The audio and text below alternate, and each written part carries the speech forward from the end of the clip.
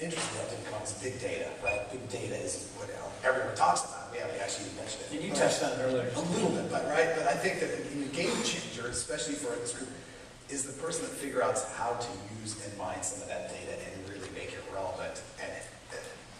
And I think it comes down to content, but it's really absolutely making that, using data that you have already to really relevantly target your audience. And I think that, we can do this. I showed that, in terms of earlier of how multi-device and constant connectivity should be sharing that, but the data that you have available is also, going to actually make that happen. And I think one thing I would just encourage here is I think a lot of people, when you bring up big data, they just, don't want to deal with it. Don't really want to deal with it. We don't have the people. And I think the reality is, it's, figure out what's most important to your client, your customer, and just start there. Don't try to, mine everything.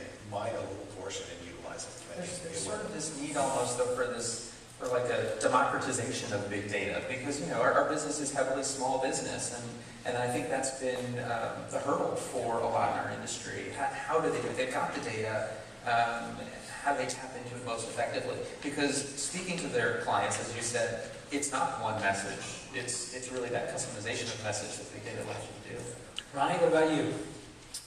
I think similar to Rob's comments, I think if you go back a couple years ago, you go to a lot of OTA sites and other e-commerce sites, there was a site. There was the home page, the search results, the details page, and the checkout page. And a lot of customers probably go to the websites and kind of still think that's what it is. Behind the scenes, using big data and other tools and sophisticated technology, there's literally hundreds of thousands of different permutations of a Orbit site or other OTA sites, and you may come to the exact same page for the Beverly Hills Hotel. If you come to it from TripAdvisor versus Kayak versus Google, we will infer different traits and insights, and so it's not just a path, it's a very dynamic, fluid site, and I think that's really what allows some of the people who have become leaders, they can really at the forefront of that, and that's where a lot of the next step, not just to be a good website, but then having the architecture and infrastructure behind it and the insights to have a very dynamic,